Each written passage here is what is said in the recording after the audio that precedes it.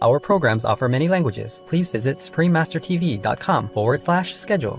Nos programas offrent plusieurs langues. Veuillez visiter suprememastertv.com/schedule. Nuestros programas ofrecen varios idiomas. Visiten suprememastertv.com/schedule. Nossos programas oferecem vários idiomas. Acesse suprememastertv.com/schedule. हमारे कार्यक्रम पेश किए जाते हैं कई भाषाओं में। कृपया देखें suprememastertv.com/schedule。我们的节目提供多种语言，请看 suprememastertv.com/schedule。 Rancangan kami menawarkan banyak bahasa. Sila kunjungi suprememastertv.com/kehadapan-schedule. برامجنا متوفرة بالعديد من اللغات. يرجى زيارة suprememastertv.com/schedule. Наши программы предлагают много языков. Пожалуйста, посмотрите suprememastertv.com/schedule. Programele noastre oferă multe limbi. Vă puteți uita pe suprememastertv.com/schedule.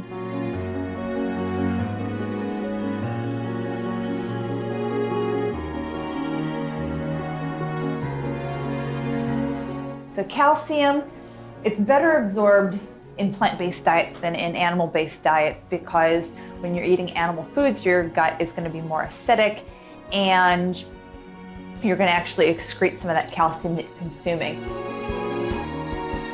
Continue watching to find out more.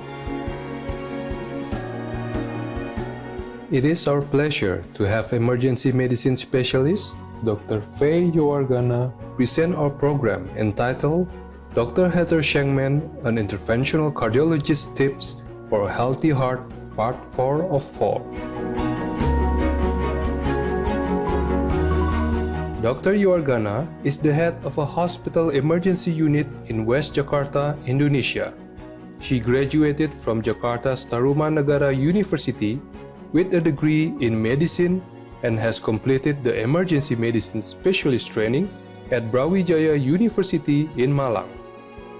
Having a keen interest in emergency and disaster medicine, Dr. Yowargana has participated in various courses and workshops throughout the years to gain further knowledge and expertise in these fields.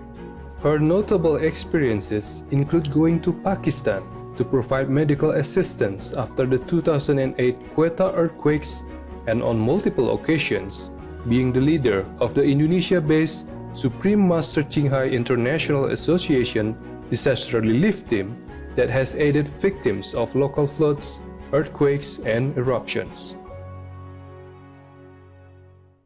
Salam, pemirsa berbakat. Saya Dr. Faye Yowargana dari Indonesia yang elok. Masyarakat di negara kami mendoakan Anda kesehatan prima dalam rahmat Allah.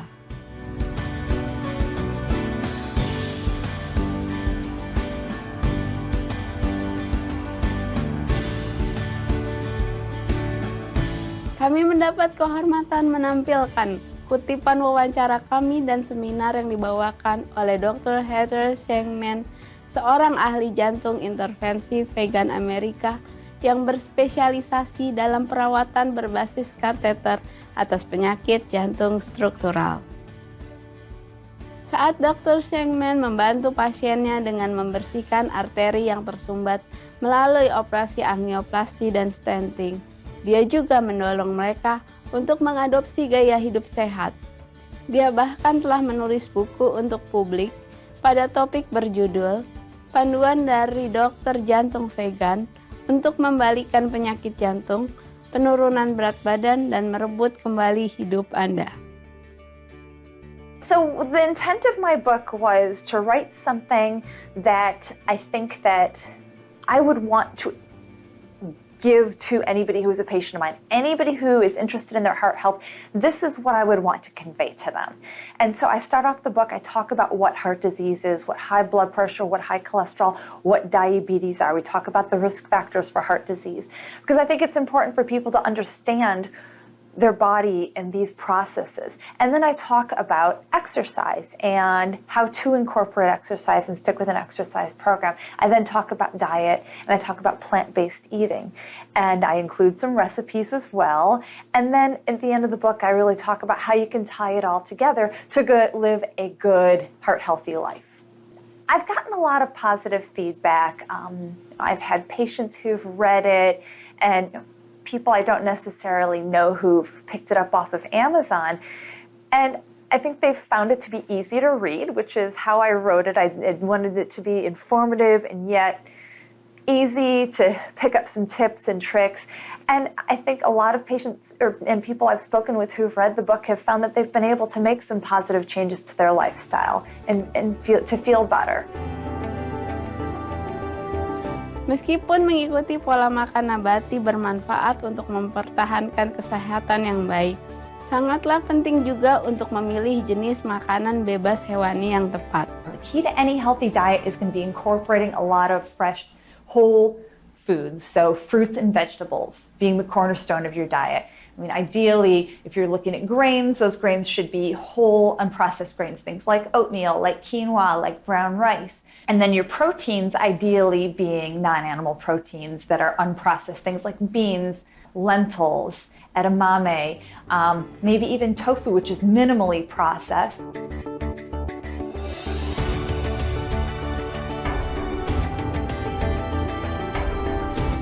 Kami sekarang akan berhenti sejenak untuk satu pesan konstruktif.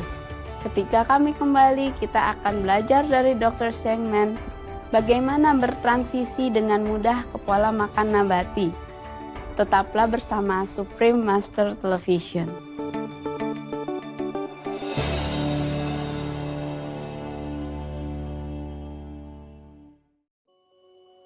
Welcome back to Dr. Heather Shenkman, an interventional cardiologist's Tips for a Healthy Heart, Part 4 of 4 on Supreme Master Television.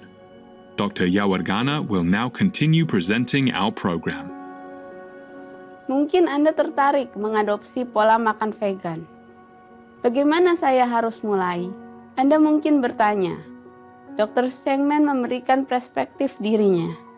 So how to transition to a plant-based diet? I started with thinking, what kinds of foods do I already eat that are vegan? So things like spaghetti with marinara sauce, or like a tofu and vegetable stir fry, or a vegetable stew. Start there, and then think of what kinds of things that you eat that can be made vegan. So like a chili, like let's say you like a ground beef chili. Well, you can make that into a bean chili, and boom, you've got an otherwise vegan meal, for example. And then there are lots of online resources and cookbooks in this day and age for good plant-based recipes. Changing your diet gradually. I know some people will go step right in and they'll just flip their diet overnight. God bless. If you can do that, by all means. I know from my own experience, I think it took me about a year to transition to a plant-based diet when I initially thought about doing it. But one way to do it is eliminate or change one food at a time. And remember that when you take something out, you want to add something in. You don't want to feel like you're being deprived. You want to be able to explore there are all these new foods you may not have tried before. So instead of dairy milks, there are fantastic non-dairy milks. There's almond milk, rice milk, soy milk, flax milk, cashew milk.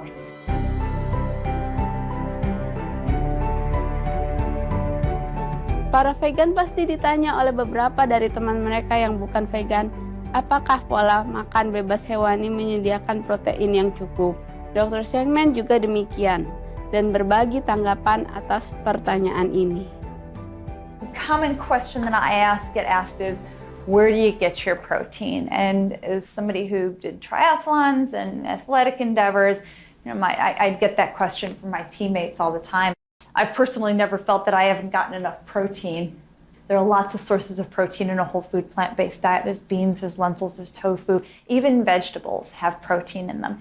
A pound of spinach has more protein than a pound of steak. Now, you're not going to eat a pound of spinach in one sitting. And unfortunately, some people might eat a pound of steak in one sitting. That's not good for them. But the bottom line is, vegetables have protein. Just about everything we eat has protein. It is very hard, if not impossible, to be protein deficient in this society. Ada mitos yang gigih bahwa asupan kalsium yang memadai membutuhkan konsumsi susu. Dengan mengkonsumsi makanan vegan utuh yang bervariasi, kita dapat memperoleh banyak nutrisi penting ini. So calcium, it's better absorbed in plant-based diets than in animal-based diets because when you're eating animal foods, your gut is going to be more acidic, and you're going to actually excrete some of that calcium that you're consuming. For every gram of animal protein consumed, about 1 milligram of calcium is lost. There are great sources of plant-based calcium: collard greens, soy milk, broccoli, tofu, and navy beans, all great sources of calcium, for example. There are still some who advocate for dairy for strong bones. There has never been a study that has correlated dairy consumption with bone strength. The theory is that dairy has calcium, calcium's good for bones, therefore consume dairy for your bones. But the studies have never panned out. In fact, the highest incidences of osteoporosis tend to be in countries that consume the most dairy. For example, the United States, we have more osteoporosis than some of the eastern countries of Asia, where dairy consumption is significantly less.